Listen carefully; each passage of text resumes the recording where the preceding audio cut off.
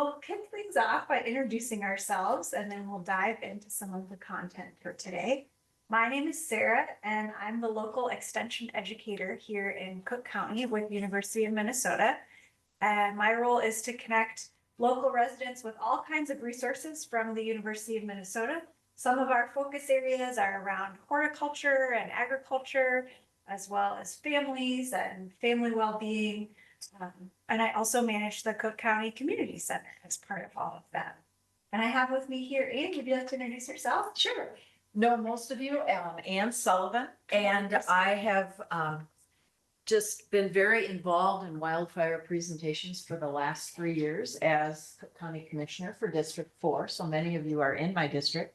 I'm also board chair, and this year, because Superior National Forest has been declared most likely to burn in the eastern half of the United States, people are taking this really seriously. And so as a county, we are trying to do a lot of outreach and a lot of preparation to make sure that all of you, as well as your property, is safe. So anyway, I will spend some time talking with you about communication and kind of the county role. And then, unfortunately, absent today is Andrea Tofty. She's ill and unable to be with us, but we will go right ahead and present on her behalf. And we have an expert here, Andrea Orris from Public Health, who can also step in to assist if we have questions or needs. Perfect. So the plan for the next hour and a half is that we're going to cover these topics, and we would love for you to ask questions and share stories and comments throughout the presentation, because we're going to cover so many different topics. Don't feel like you have to save things till the end. Go ahead and share throughout. And we do have people joining us both on Zoom and in the room today. So Kelsey may share questions and comments that people put in over Zoom. But the topics we're going to be going through are some general information about preparedness, why it's important to plan ahead for disasters. We'll also share information about how to plan your specific evacuation plan for you and your household. We'll talk about developing a household inventory, which is an important tool that you could use in the event of losing your personal property, how you would report about that to your insurance. We'll go over some other financial resiliency tips. We'll spend a good chunk of time talking about grab and go files and a grab and go kit. And then the last section will be about protecting indoor air during wildfire smoke, when the fire isn't right next to your house, but you still want to protect your house. And then we'll be wrapping up and saying goodbye. So we're going to go ahead and dive right into talking about why it's important to think about disasters ahead of time and what we can sort of expect related to disasters here in our area. So in Cook County, you can see on the screen the list of the highest potential natural hazards that could happen in Cook County. And this list is compiled by the Cook County Emergency Management Department and Public Health. And the top three you can see there on the screen are wildfire, severe winter storms, and severe summer storms. So we're going to be focusing a lot on wildfire today, but I think it's important to keep in our minds that many of the things that we do to prepare for a wildfire will also help us in the event of some of these other types of disasters that could happen in our community. This map shows the most frequent natural disaster in each county in the United States. The key over there on the side shows you the types of disasters. So you see that little bright yellow chunk right up in the corner of Minnesota. Severe storms are rated as the most frequent disaster here in Cook County. But I think it's important to note that the impact of a severe wildfire could be much higher potentially than a severe storm as well. And related to that, like Ann mentioned, there was some press earlier this year when the USDA Undersecretary Homer Wilkes was visiting the area. He made this statement that the Superior National Forest is the national forest that has the highest likelihood of experiencing a high impact wildfire in the eastern US. It seems like every summer we hear more and more about wildfires out west, really severe ones, really terrible impacts. And so he's talking about in the eastern half of the US, the one right in our backyard is rated as the most likely to have a potential wildfire. And there's a number of reasons for that we can talk more about throughout. But something that's good news on that front is that our local national forest offices are able to access special funding to help reduce the potential for wildfire impact here in the Superior National Forest through the federal government. So they're in the process of working lots of that out right now, but a lot of that funding will go towards fuels reduction, which is the process of lowering the amount of burnable material in the forest, as well as prescribed burns and other actions to help protect the communities near the forest. Every few years, FEMA, the Federal Emergency Management Agency, conducts a survey across the whole country to find out what are people doing, what are their attitudes, what do they think about disaster preparedness. So in 2021, they asked people about all of these different possible actions that you could take to help prepare yourself for a disaster. And they found that almost 60% of people who responded took 3 or more of these 12 preparedness actions, and 90%, nearly everybody, had taken at least one action. So we are going to focus our presentation today on several of these tips and actions. And it can be intimidating to think about doing everything all at once to prepare for a disaster, especially if it doesn't feel imminent. It's like, this might happen someday in the future, but who knows when? And it's a lot of work to get all this stuff ready. But I encourage you to pick 1, 2, or even 3 things to just start with. Taking that first small bite or that first step can help you get on the path to completing some of these actions and getting yourself ready for any type of potential disaster. So now I'm going to turn things over to Anne to start talking in more specifics about preparing your evacuation plan. You can come on up. All right, thank you. So as you're thinking about evacuation again, today we're focused on wildfires, but it's really important to think there are other reasons we might evacuate from Cook County. If some kind of a tanker truck tips over on Highway 61 and has toxic material in it, Highway 61 may be closed. The winds may carry fumes in particular directions. There are a variety of reasons that we might evacuate. So making sure that, first of all, you know about our local warning system, which is Code Red. So I'm just going to ask, how many of you are signed up for Code Red? All right, that is great. Usually the people that are signed up for Code Red are the people that do come to these presentations. All right, and if you're not, we will help you through that. But having an evacuation plan allows you to act quickly if evacuation becomes absolutely necessary. All right. So the Code Red alert system, if you've been here in Cook County a while ago, a postcard came to every property owner in the county that asked you to sign up. And it's a free emergency notification service that's offered by the Cook County Sheriff's Office. And businesses can sign up, individual households can sign up, and it's a way you can get a phone call, a text, a message, emails. There's information also that's put out on social media. And the Cook County Sheriff's Department works very, very closely with Todd Ford, who is our communications person for the county, and will help to sign up. But again, if you want to sign up and are not signed up already, co.cook.mn.us/code red is where you want to go. Just a reminder to everybody that I will be sending out notes with this, so you don't have to get everything down. You'll get to follow. Perfect. So another thing you should become familiar with is the Cook County website. So this is a screenshot of our website, and you'll notice on the left-hand side, it indicates mapping. I would love it if this afternoon you go home and you go right away to the Cook County website and you start to explore what tools are available for you related to wildfire. In that mapping section under public safety, there are a variety of different tools. And one is that you can look up wildfire emergency evacuation zones. Now, I want to point out this particular aspect of our Cook County website is under review and change. I was at a fire chiefs meeting on Monday evening where they gave feedback to our technology folks here at the county. and made suggestions for improvements. And we are defining this so that you'll know your zone, but then when you go to find out about evacuations, the sheriff's department will have an opportunity to put a kind of a red polygon on this map to show precisely what area needs to be evacuated. And as you go into the website and you enlarge it, it will actually show you the physical address of all the homes that are going to be evacuated. And then you can get out of Dodge before the firefighters are pounding on your door, trying to get you out. It gives you a heads up.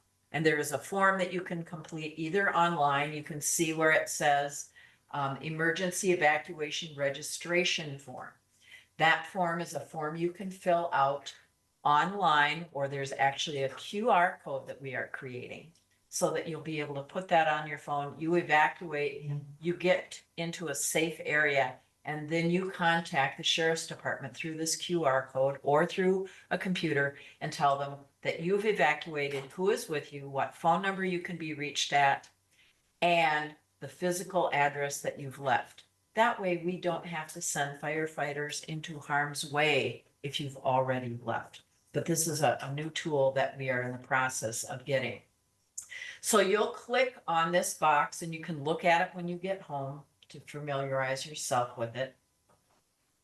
And again, on the map, you can see that little yellow box that was created for us on Monday night when we were at the Chiefs meeting in Hovland, because right in the center of that box is the Hovland Fire Hall. And so we did a demonstration for them showing that particular location, the lists that are printed out for firefighters. So if Bobby's a firefighter, she gets a list handed to her with all the addresses, the names of the people who are at each of these properties, and that's her route and she goes. And each firefighter would get a list to go ahead and inform about either pre-evacuation or evacuation. The wildfire emergency evacuation zones will be put on a map. You can see here a turquoise line on the map indicating routes. And there is also signage that will be put out to show you when there is an evacuation. This notice of evacuation will be customized by each fire department. So we have people here from Tofty, from Schroeder, from Hovland, Grand Marais, up the trail. Each fire hall will customize this form once the sheriff's office has notified. And it will put the date on there. It will tell you where to go if you're going to a local emergency evacuation shelter. For most people, it's the Y here in town, all right? But we are setting up other evacuation locations throughout the county in the event that we have a small number of people that maybe are going to go to the Lutzen Town Hall, for example, or they're going to show up at the Hovland Town Hall. So these again will be customized. They are always on fluorescent paper, right? So that they are easy to see. And these will get literally posted on your door, right? When a firefighter comes to notify.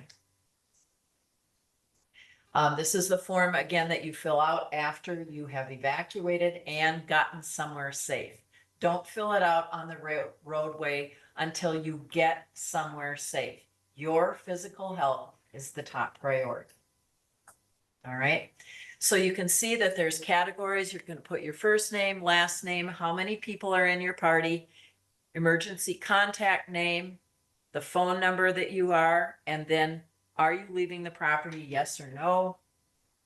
There are people that don't leave.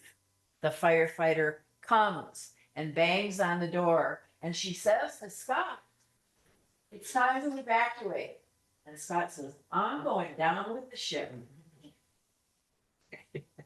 We are going to ask you who is your next of kin, how to contact them, and you're going to leave and we're not coming back.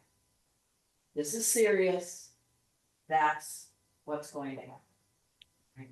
So you need to know that there are a few individuals that will decide they are not going to evacuate. That happened back during the Ham Lake fire. Fortunately, we didn't have any fatalities.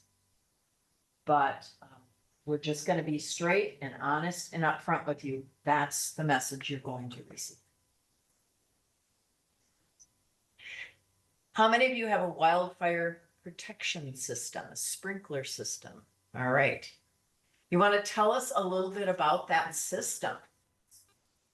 Well, we have a set of sprinklers spread out across the property, and we have sprinklers that go across the roof of our buildings. And it's all driven by a propane pump that pulls water from the lake. And so it can be turned on, and when my instructions are is if I have to turn that on, I'm supposed to turn it on and then leave. Correct. And there were grants a number of years ago to install these. A lot of people did them privately. If you don't have a sign that shows that you have a wildfire sprinkler, it's yellow. Yeah. All right, you've got it. You can get those through emergency management. So Mike Keyport at the courthouse has those if you haven't gotten that signage. It is also important for our firefighters to know that Tom has a sprinkled location. Because if they get stuck in a fire, they're going to your house. They know where to seek refuge, where to get safe. So it's not just for the protection of your property, but so our firefighters have an opportunity to get somewhere safe if they get caught in the middle of this thing. When you fill out this form, this is online. So Tom, if you haven't already filled out, you can go in this afternoon. Is your property protected? Yes. Is your wildfire system operational? Yes. We suggest you test it every spring, run it for a while. If we go into pre-evacuation mode, you're going to be told to soak down your house, soak down your property. What is the physical address of your system? And then locating it on a map. So that's all information we're trying to update county-wide. And so it's up to citizens to let us know that this is there. All right, I'm going to turn it back over to Sarah, who's going to talk a little bit about what to do in case you get separated during an emergency. Yeah, so What what, about your family members?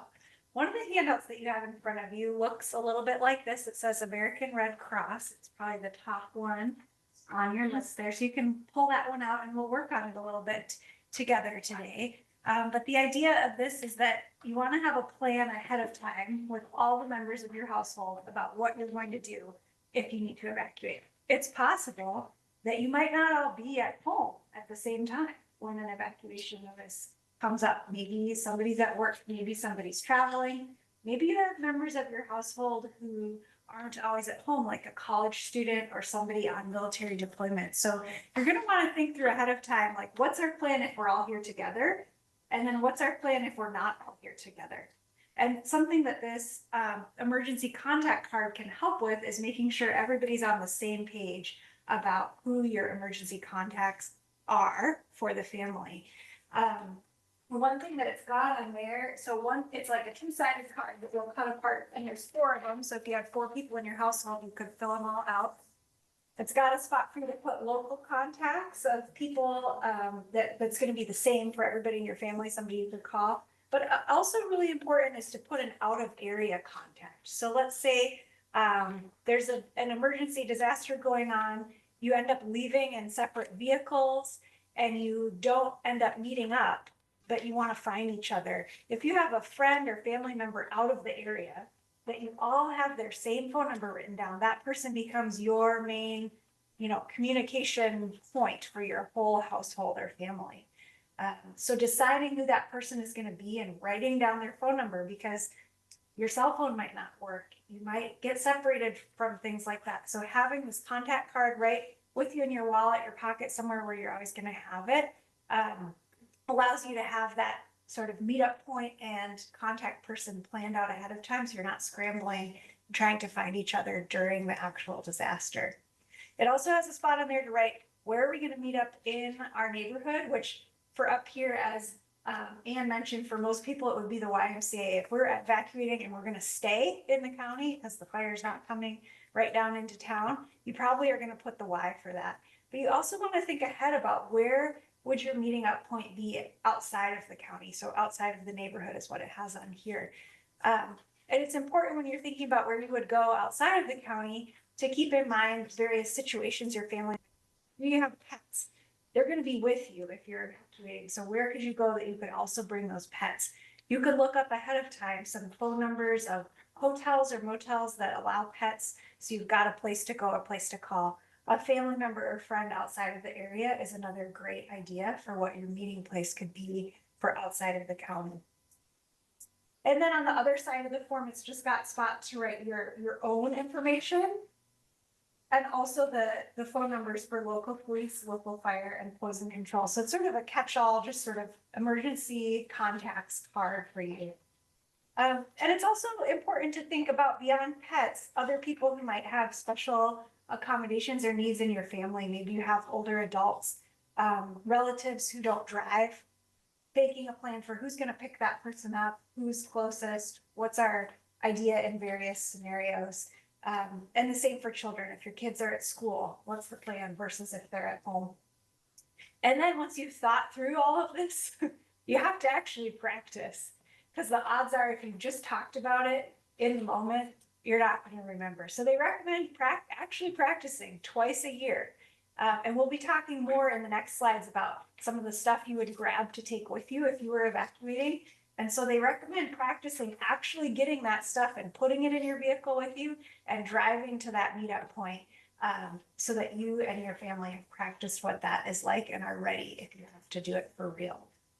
So I think what we'll do is give everybody a couple minutes to actually work on this one. And you can also ask questions about anything we've talked about so far or talk with the people you came with. And then we'll keep going after 2 or 3 minutes.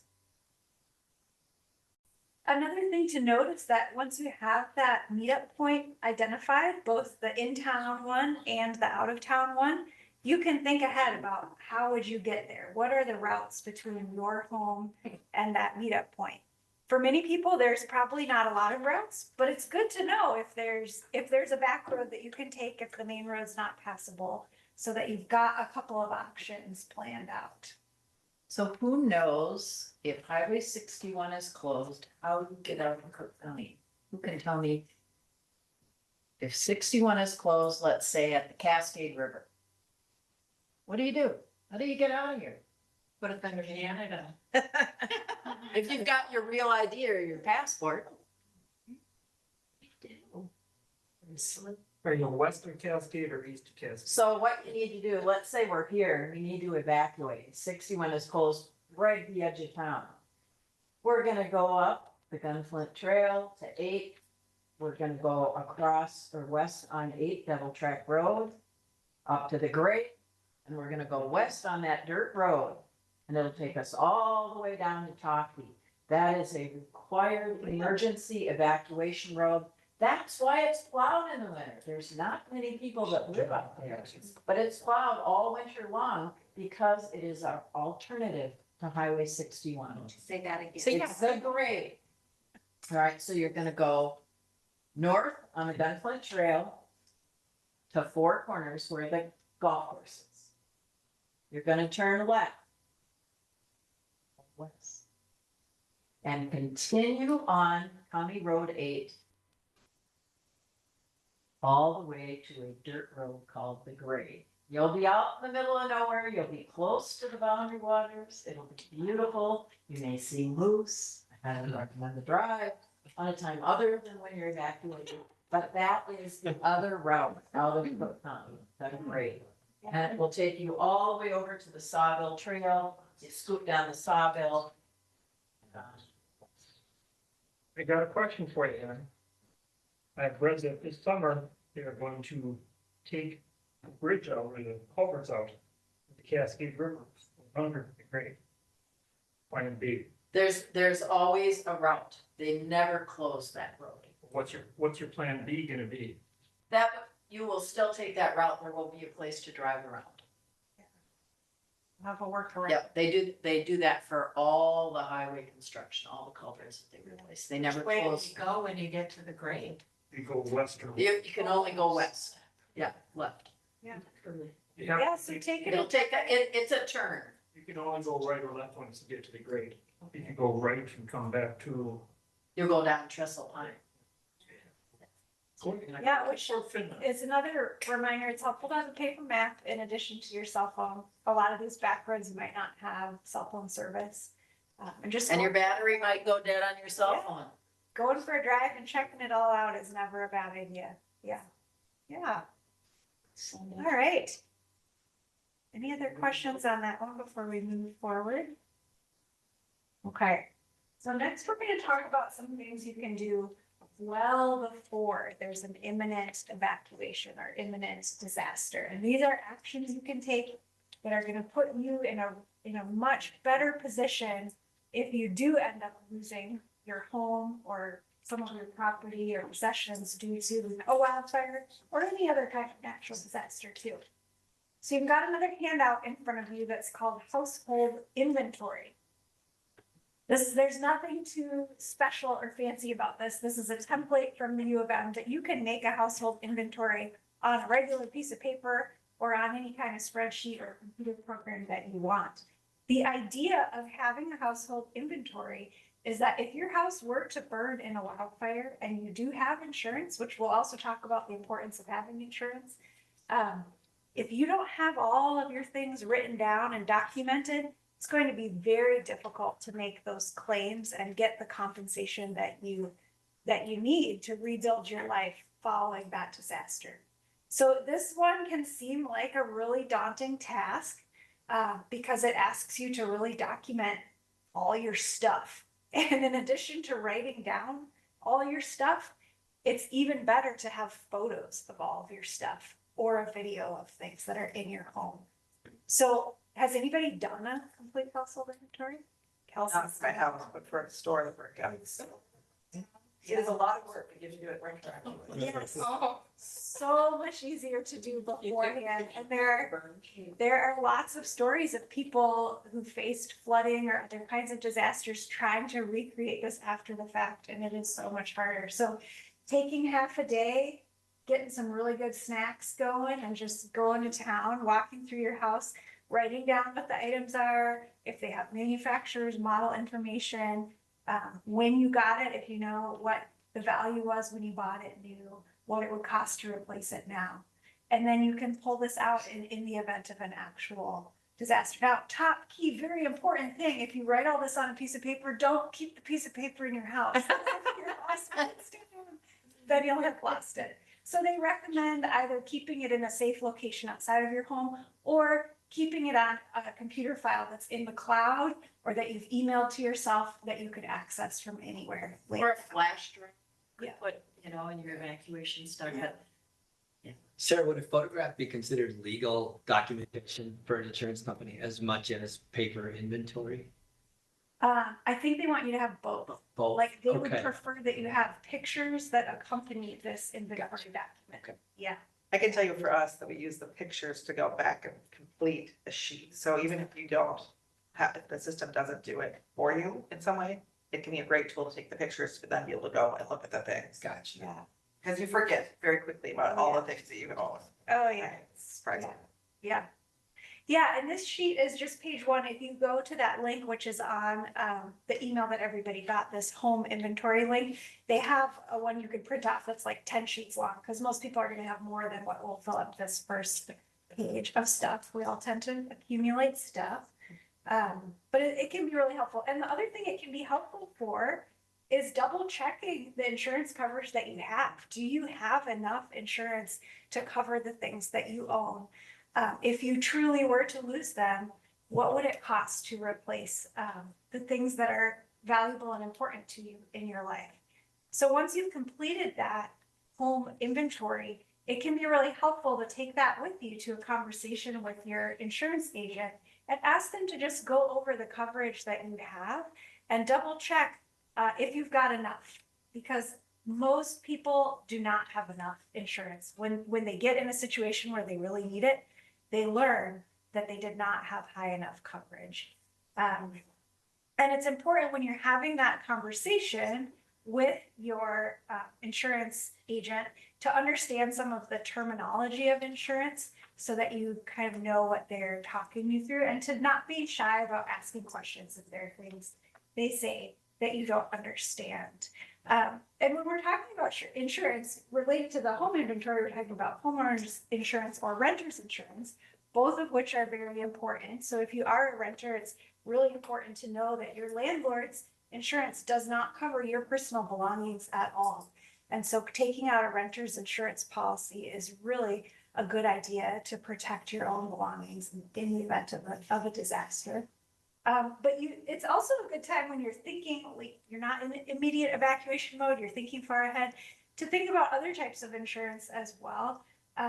In addition to homeowners insurance, considering things like your health insurance, your car insurance, all the types of insurances we have, which are tools to manage the possible risks that might happen to us in our lives. And then to identify changes and make those changes now, not wait on it until after the fact, because you won't be able to after a disaster strikes. A couple of other insurance related tips to think through. Now, thinking about flood insurance, we are not in, so our county is considered unmapped by FEMA for floods, which means that there's not mapped flood zones in our county, which also means that it would be more challenging to get flood insurance. However, it's something to think about if you are in, if you think that you're in a flood prone area, and it is something that is technically possible to get, even if you're not in designated flood zone by FEMA. And there are areas of our county and locations of properties that are maybe more likely or less likely to be impacted by potential flooding. But that can be one of the most devastating types of disasters for people, because a lot of people don't have that type of insurance, and your homeowner's insurance does not cover flooding at all, point blank. Other types of insurance you could think about are extra coverage for particular valuable items that you have that you really care about, that you really want to be able to replace. There's another type of coverage called sewer backup that would cover damage from sewage coming into your house, either up through your bathtub or your toilet or things like that. And it helps cover the cost of replacing pipes basically from your home out to the main sewer line area. So that's, depending on where you live and what your situation is, something to potentially think about. And then also double checking so that you know for sure, is your insurance covering the actual cash value or the replacement cost of your belongings? Actual cash value means what that item is worth today. So you bought your computer 5 years ago, the insurance agent is going to say that's worth a lot less today than the day you bought it. If you have replacement cost protection, they're going to have to pay for replacing that item with a similar item at what it costs today. So if you have actual cash value, you'll be getting a lot less potentially for your belongings than if you have replacement cost protection. And it might impact the cost of your insurance premium, but you have to weigh those costs and benefits to you and your family of what your belongings are and what you want to be replacing. And think too about replacement cost of your home. Home prices have increased dramatically in Cook County over recent years. Have you updated with your insurance company, your homeowner's insurance, to reflect the value of your home currently? That's something that people commonly miss. So I strongly encourage you to take a look at your homeowner's policy if you have one, and make sure that it matches up with the today existing value. Yeah. Yeah. So in that line, as far as figure out how much insurance I need on my house, I'm not looking at what the assessor says, because the assessed value has to do with what someone supposedly hypothetically would pay to buy my property. Whereas I have no idea if I were to have it reconstructed from the ground up, how much I would have to pay people. Right. So there's two different, I don't know how to, So what I did in my situation is speak with a local contractor to get an idea of what it would cost for me to replace my home, just a ballpark. but then tomorrow it'd be twice as much. I hope. So just maybe go higher than you think. But talk with your insurance agent to make sure that you at a minimum are covered based on what the market value of your home is today. Yeah, for sure. And to drive home that point even further, it is a known fact that 60 to 70% of losses during disasters are uninsured, which means people got no compensation from their insurance company for those losses. So it's a really serious thing that could put your family in very serious financial trouble if you're not prepared in this way with insurance. And something people will say as a reason that they don't have adequate insurance is they think that FEMA will just come in and help me if there's a disaster. And it's important to know that in order to get assistance from FEMA, that disaster has to be a federally declared disaster. So it has to have met certain thresholds already, which not all disasters do. And even if it does, the maximum amount you can receive for home damage from FEMA is $41,000. And I can't imagine anyone's dwelling being able to be rebuilt on $41,000. So it's not going to make you whole again, quote unquote. So thinking that you have that fallback is a common misconception. And here's another plug for flood insurance.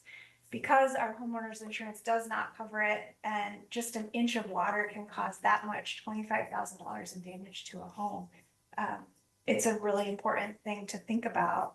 And even if we don't live in a designated flood zone, it's worth asking your insurance about to see if it's something that might be possible for your home.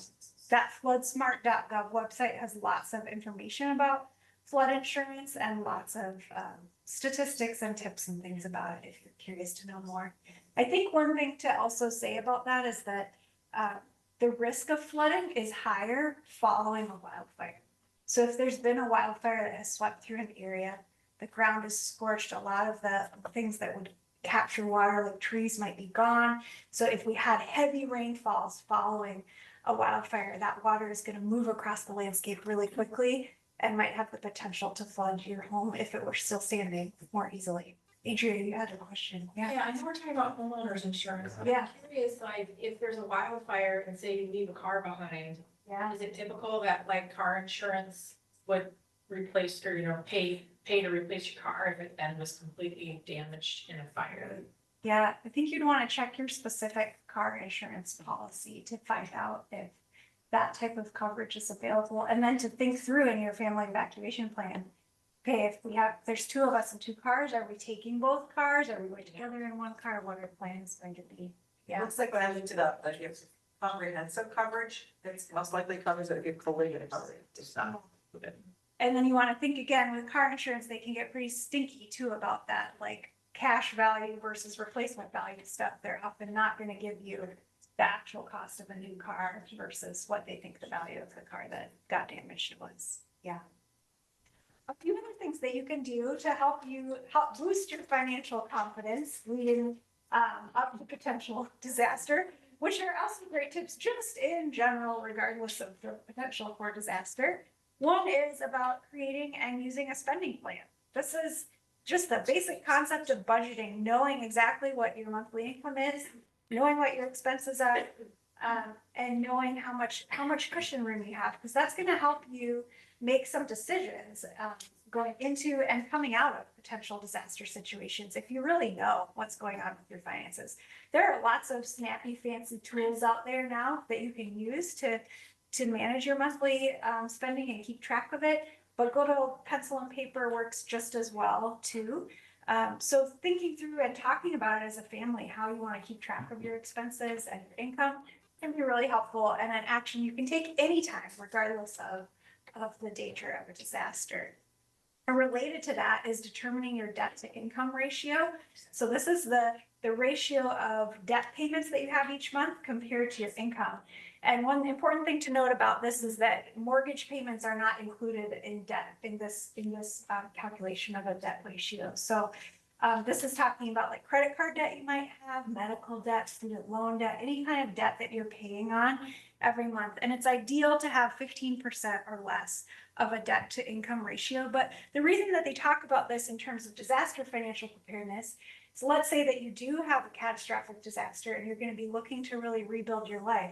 You want to know what your debt situation is going into that if you're considering the possibility of taking on more debt to be able to rebuild your life following a disaster. So if you know if you have a handle on your finances and know what that is, you're gonna know more about what are your options and what amount of debt are you gonna be feeling comfortable taking on in the future.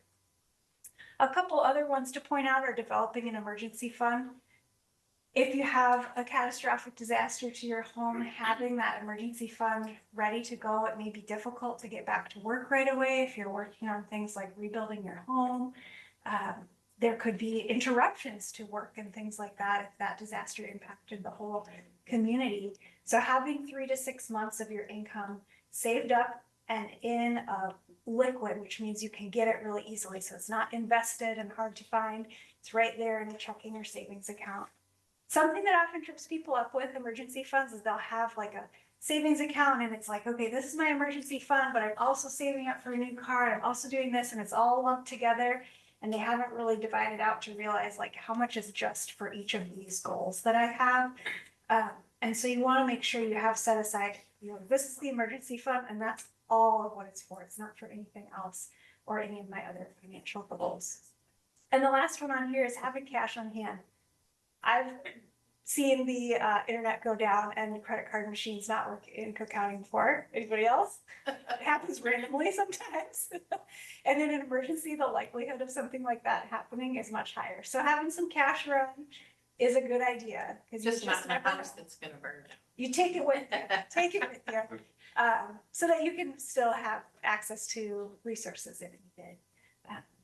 Something to think about. Okay. Now we're going to move into the section of stuff that you would have ready to take with you if you were about to evacuate. I'm going to be talking about papers, organizing your papers, and Anne's going to talk about other supplies and materials that you would have ready. So you've got another handout in front of you called the Roadmap for Important Papers. This is another one that's going to take some time to get compiled for you and your family, that you're going to feel so much more calm and confident once you've got it all compiled. It's a template that you can go through. It's got sections for all different kinds of important information that you would want to still know or have access to if you had to evacuate your home.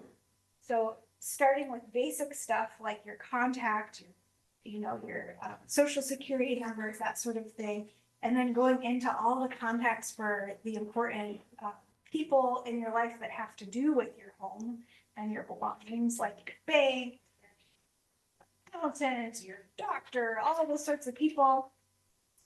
Then it's got spots for you to fill in your insurance information, your bank account information on investments you might have, or retirement plans, social security records. So it's kind of like tax time when you have to gather a bunch of documents. Similarly, you gather a bunch of important documents, you get all those records, either make copies of them or fill them all in on this template. And then this is something that you would have ready to grab and go with you if you were evacuating your house. Another way you can handle this information is to store it electronically too. If you have a secure cloud storage site that you're comfortable using, you can have a file with all of this information that you could access from the place that you evacuate to. And you'll see at the top of the paper, it's got some helpful reminders that, okay, copy number 1 of this record is stored where? Copy number 2, so you have a second copy of it stored in a different location in case you need it. And I think what we'll do is just give you, again, a couple minutes right now to just pick a section of this or a couple sections to start working on, or at least think about where you would begin gathering all of these things together. It's about documents and papers that you have as part of what you're going to grab to go. Anne is now going to share more about the other stuff you want to have ready. And then I can delete. Right. So each of you has one go bag right in front of you. Homeland Security Emergency Management has provided us with these bags. So you have your first of numerous bags that you're going to fill. And that's your homework. I told you I was going to give you homework. On the back side, there is kind of a starter list of things you might consider. Everybody's contents of their go bag is going to be different. It's going to be customized to fit you and your family and your pets. And you'll receive a Word document of what I'm passing out right now. But this happens to be my personal list. And I have 4 go bags. I have 2 cars and I have 2 go bags in each car. And so today I'll show you a little bit about what I have, and then you're gonna get your, then you're going to get your own list developed so that you are prepared and you've done your homework and are ready in the event of a wildfire. So one of the things that you're going to see is that there are lots of different opportunities around the county. You've probably seen these advertisements in the paper or social media. But we have a lot of these wildfire presentations going on over the next few months, particularly over the summer months, because we want everybody to be prepared. And you might think, well, you know, I can fill my go bag and I've got an idea now that Sarah shared all this information with us about what should go in there. But I'm going to give you a little twist to the situation. So there's a fire and you're evacuating, and in the midst of that fire, a storm hits. All right, remember the blowdown? How many of you are around when the blowdown happened? All right, a few of us. So Lorelei, tell me, what do you know about the blowdown? And when it initially happened, what did you know? Communication was used by WTIP. You would let people know. There's also signs posted, not signs, but pieces of paper where it might be where to go. Along the trail, of course, I'm a Grand Ray resident, so I'm not up the trail, but I heard from others.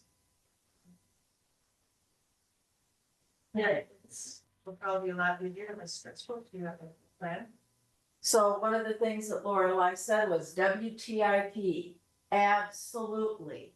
They work with the county. They work with the Cook County Sheriff's Office, with Public Health and Human Services, and that is where you're going to listen for information. Maybe you can get online, but I'd say have a transistor radio, a solar radio, a crank radio, have something so you can listen to WTIP for up-to-date information. They were critical in helping us get through the blowdown. Tom, what do you remember about the blowdown? Well, I apologize. I was here right after it happened. I wasn't here during. Okay, so right after. What do you remember about right after? Well, I went into the boundary waters actually right after, and you could not walk through the forest. Like if there wasn't a clear trail, you literally could not go anywhere because everything was down horizontally. It was very difficult to move through the woods. And being up here during the blowdown on Greenwood Lake Road, you couldn't go forward or backward. You want to evacuate, you got your bags in your car, but you can't get anywhere. You need to be prepared to stay with your vehicle because you may get stopped before you get to that safe place. And you need to be prepared for 72 hours, right?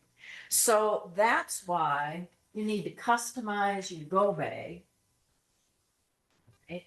And so let's talk about how we do that. So we're gonna just go right into what I carry in my car. I have a first aid kit. Even though I thought, oh, I can drive to the Y. There's this car in front of me, there's a car in back of me, I can't get there, and I'm injured. So what do you have here? Well, my thermometer. I probably won't worry about that. This is something I would highly recommend. It's called Quick Clot. It was developed by the US military to deal with and help people who suffered from a roadside bomb in Afghanistan. The chemical compound, you shake it up, and it's like super glue. So let's say that Karen has got this big gash. She was at her place trying to get into her car, a tree came down, and she has a giant gash. So Tom is gonna take this, he's gonna shape it up, and he's gonna slap it on there. It's like super glue on your wound, all right? This can be used for your canines if you're out and they get torn up on barbed wire. They make these in all different sizes. You can get large patches to put on your back if a hand grenade happens to get in your way. But you can get something small that you can carry that's more maybe reasonable for the type of injury you suspect you might have. But that's a really important thing. I have a staple gun. If you get torn up, the last thing you want to do is pull out a needle and thread and sew yourself up. A staple gun is quick. It's a little pokey. How many of you ever have gotten a staple in your finger or your arm? Yeah. Or when you're a kid, you intentionally do it to see what it would be like. But this could be used for dogs or for people. You can use it on yourself. You don't need help. And I will give you a hint. This one is a canine version. It's exactly the same as a human version, but it costs about half. And it's the same, and it's sealed in plastic. Never have to use it. Who made that one? This particular one is by Simple Clothes.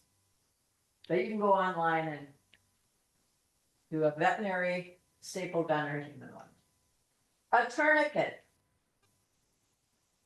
You know? And you can, I've got, let's see, big hole in my leg, I'm bleeding out. I can use this on myself or somebody else can tighten it down and twist and twist and twist so that you don't bleed out before you get medical attention. Band-aids, face shields, all that typical stuff is in here. Tweezers during the ticks. An antibacterial scrub. Gloves, we all have plenty of gloves like from COVID. That have some of those available. And then I am here in addition to my paperwork that I've done, is I also am constantly collecting articles and researching information on go bags. So I get new ideas, I can improve, and once a year I go through and revise what I have in my go bag. So there's all kinds of stuff on the internet, besides the list that you have in front of you, that will help you to customize your list so that it is dynamic and constantly improving. You want to make sure you have your medications. So I have my atorvastatin. You need it in a bottle that's current so that if you need to get a refill after this disaster and after you finally get out of here, you have what you need. I've got my EpiPen. Anybody recognize this is? North Shore Federal Credit Union, that's my safety deposit box. So I have a key in there. Here's my flash drive with all my information, what I have in my house, all my documentation, any receipts for more expensive items. And then I also have emailed this in a flash or in a zip drive to my insurance company. So I have pictures and I have documentation here. I have a headlamp, spare batteries, and a plug-in for it. Phone charger. My husband wears glasses, croquis, keep them on his head in case of emergency. Here's my phone charger. How many times do I blow on that if I am in an emergency and I need to get somebody's attention? Claire knows 3. It's the international signal for distress. 3 blows on a whistle, 3 of anything. That's the international signal for distress. And then, oh, one of my favorites. So you'd have to take a DNR safety class, one of these. ATV, snowmobile, firearms, whatever. But this is your survival bandana. When you are panicking, you forget things that you know. Anybody ever done that? And so this reminds you to stop, think, observe, and plan. The tree falls down in front of your car, a tree falls down the back of your car, you're stuck. There's this blowdown going on, there's a fire raging. Stop. Think. Observe. Look at your environment. Is there immediate danger to react to? When you have some time to think this through. Are there other people close by on the other side of that tree where you can work together? Do you have a chainsaw stuck in your trunk? That might be one thing you can think about. I never used to carry a chainsaw in my trunk. I do after the blowdown. All right. But this survival bandana tells you how to deal with all different kinds of emergencies. Lots of good information on there. I mentioned my husband wears glasses. I have some lens cleaner, a little kit to repair glasses in there. A Mylar blanket. All right. This will help to, if you build a fire, keep you warm. It reflects the heat. You can use it as a tent. All right. And it reflects. So if Gary's up in his plane looking for survivors, I got this. I'm flashing it. And he's gonna see me. Have something shiny with you in your go bag so that when you get stuck, somebody from the air can find you. Maybe you're in the boundary waters like Tom. The blowdowns happened, but he tripped over one of those trees and he's now got a broken ankle. He's got to have a way to communicate. Now, the other way you can communicate is with a spot locator, which you press a button and goes up to the satellite. It comes down to dispatch, minutes, degrees, and seconds. They know where to find you. That's great. And by 2025, you'll be able to do that with a smartphone, even in the boundary waters. You know, good and bad about that. Sometimes we want to go to the boundary waters to get away from all the technology. But you know, if you break your ankle, I don't know about you, Tom, but for me, when I'm in the boundary waters, I don't want to die there because I have a broken ankle. I'd like to pay for the helicopter to come pick me up. So having a spot locator or a Garmin, there are many different models and tools that you can use, is a really good idea. But again, that smartphone starting in 2025, they've already launched a couple of satellites. US Forest Service has had a couple releases on this, but you'll be able to actually text dispatch. And Sheriff Eliason, if he were here, would tell you he much prefers getting a text about what the emergency is, because the people from search and rescue coming to help you, the firefighters coming to help you, are prepared with whatever the situation is. Got the right equipment. They don't have to haul in the full deal for something that's more minor. But it's really nice to have that text option. A lot of people carry spot locators. They turn them on when they're paddling and they sit down and they bump the 911 button and search and rescue is on the way. You know, they don't like people to have them on. You turn them on when you need it, when you have the emergency, not just all along your trip, whether you're in the car, or in the canoe, or wherever you might be. Some things you need to think about is when you're at your home, you've got your go bag all ready. I know you're all going to spend Memorial Day weekend. Oh, that's right.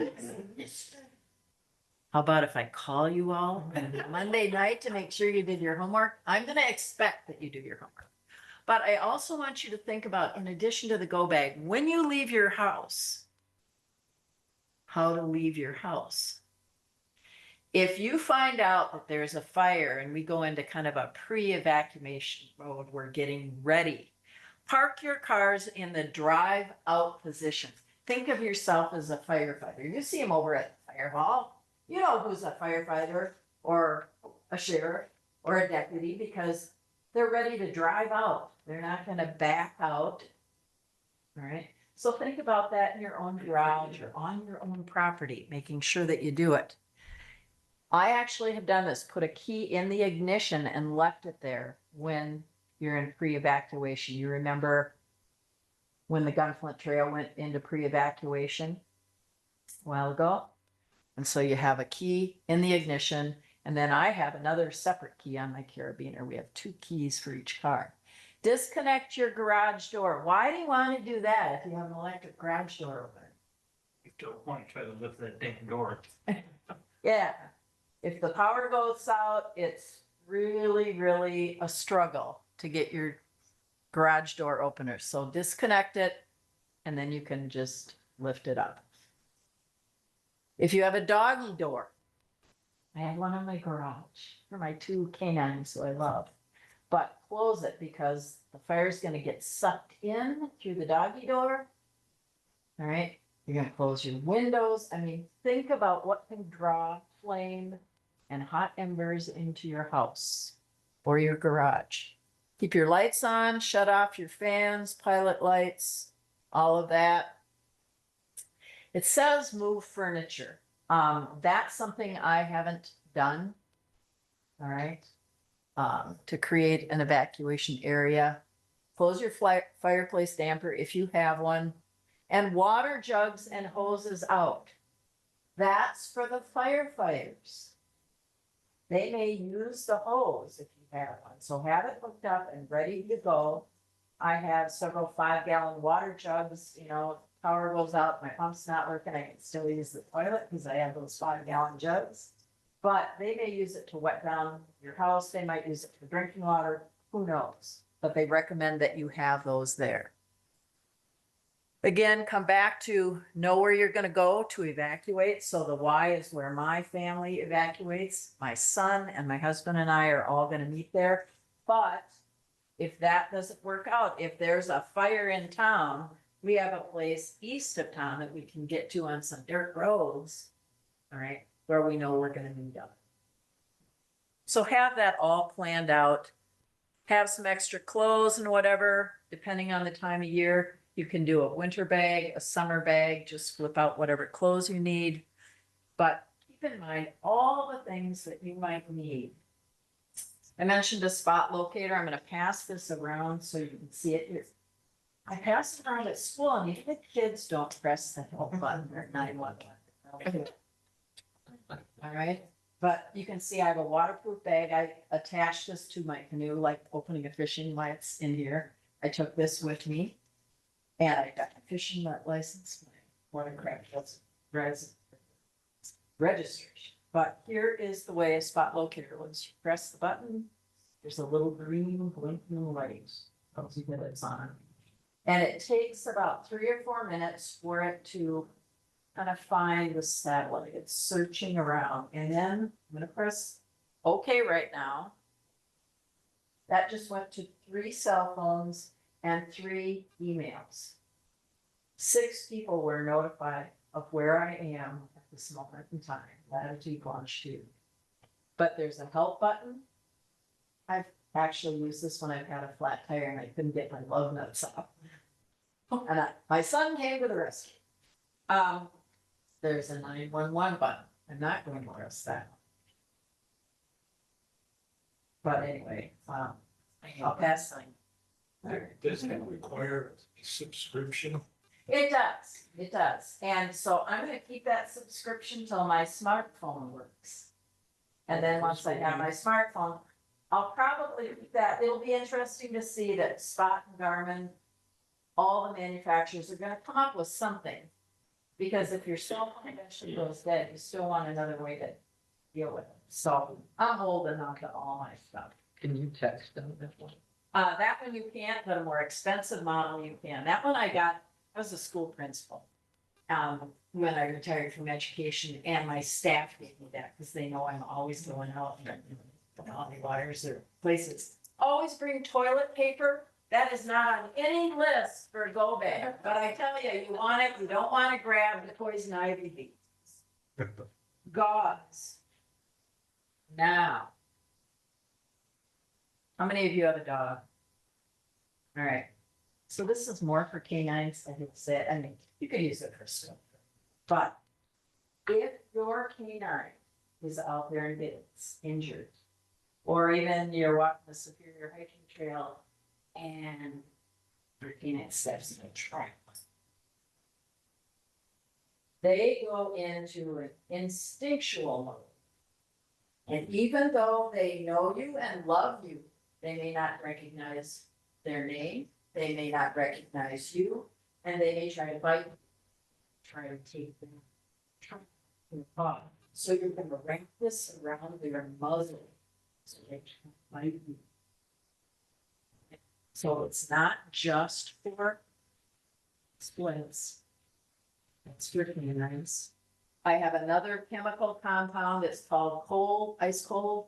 You shake this up, and you can put it on a sprained ankle. Now, let's say it's night. You evacuate, the tree falls down in front of you, a tree falls down in back of you, you can't get to the wire, you're stuck wherever you are. You know there's people out there looking for you. Flares. They're great at night. This nice orangey smoke. Or, you know, think of a sparkler or a Roman candle going up. And then Gary from up in the air can see where Ann is and come and save her. Are those, Oh, well, this doesn't relate to evacuation, but it's not bad. And here goes. Did a great presentation on how to keep members of our community safe. And even if we're evacuating, somebody might be using and might need this, so I have it. Just in case. Lanterns. Footwarmer. Great in the winter. It's not just for food. You put it on the kidneys. We're starting to become hypothermic, which can happen in the summer when you get wet and all that rain in the middle of the storm. It's happening during the fire. But you've got a nice warm compress to put on. So anyway, customize your bag. Think about all the different things to put in there so that you are prepared for you and your family members and your pets and you. Okay, so I have been explicitly avoiding this disaster preparedness prep. Well, I'm not going to let you avoid it any longer. Five humans in my family. And if I was going to put all of this together for 5 humans, I would need a bus to store it.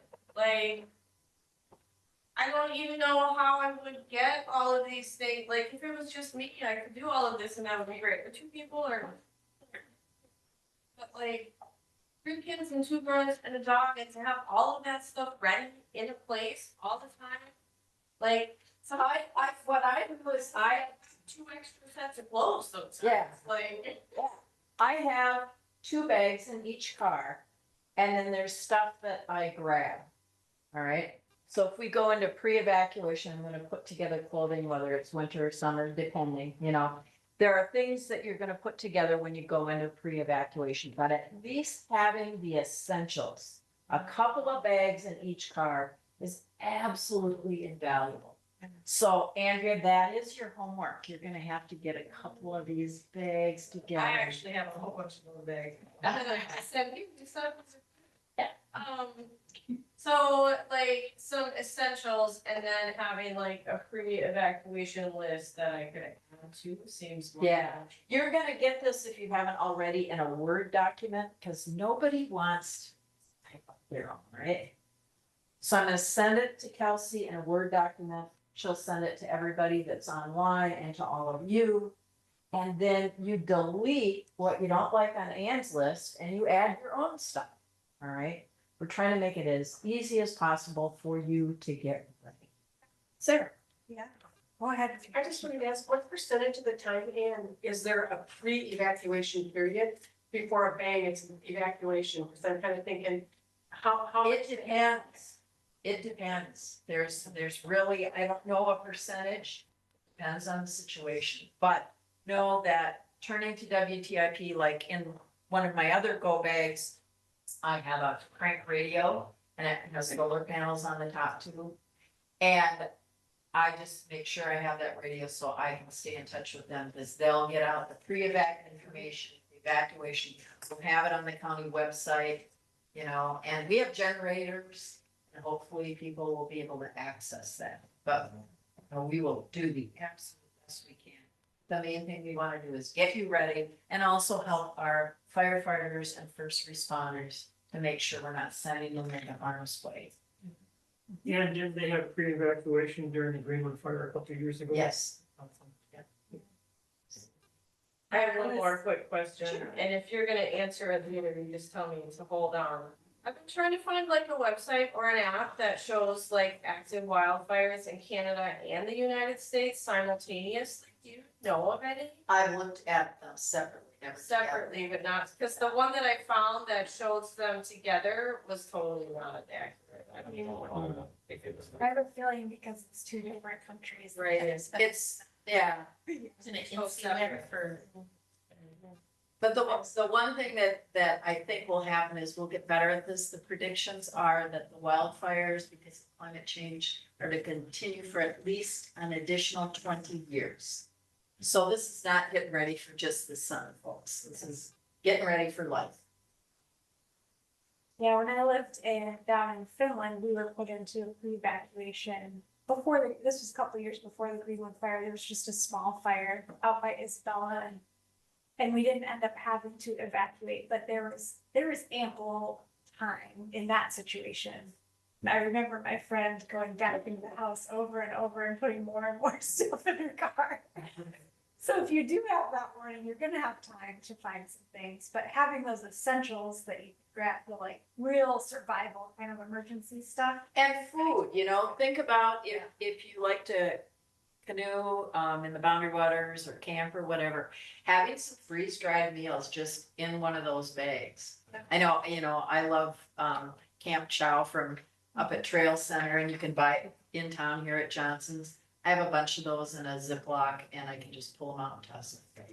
So It looks like somebody online mentioned there is INCIWEB, which is a location, I'll put it in, that you can go and click on for the wildfires that they were using. Perfect, Great. perfect. Thank Yeah, which is a great segue. Our very last topic before we say goodbye is to talk a little bit more about wildfire smoke in the air. This is an increasing issue, and it is likely to impact us even when there are not nearby wildfires. Just last weekend, right? Sunday, the air got very smoky here. And since this is becoming more prevalent and more frequent, a lot of us, I think, are underinformed. I know I have been underinformed about the health effects of wildfire smoke and how to react when we're having those smoky days. So we've just got a few remaining slides with information about this. So with wildfire smoke, one of the tools you can use to find out the air quality is called the Air Quality Index, AQI, and it has 6 different categories that you can see on the screen there of different levels of air quality. And the actions that you should take depend on if you're in a sensitive group or not, if there are certain levels. And then once it gets high enough, it's very unhealthy for everyone. And so we'll talk about some actions we can take to protect our health from that negative effects of wildfire smoke. And this airnow.gov is a website that you can visit to learn about the air quality and to sign up for the air quality alerts. Yes. And do you have any information about do air exchangers filter out this or how to determine whether you should have it on or off? Yeah, so the last handout on your page, on your table is about air quality, and it's the one in your hand right now. It's 2 clipped together. And the second page of that handout is about making a clean air room in your home. And that talks about the steps you can take to create a space that's going to able to have cleaner, healthier air. And I think coming up on one of these future slides, it talks a little more about those air filters as well. So hang on to that one. This is Andrea's section.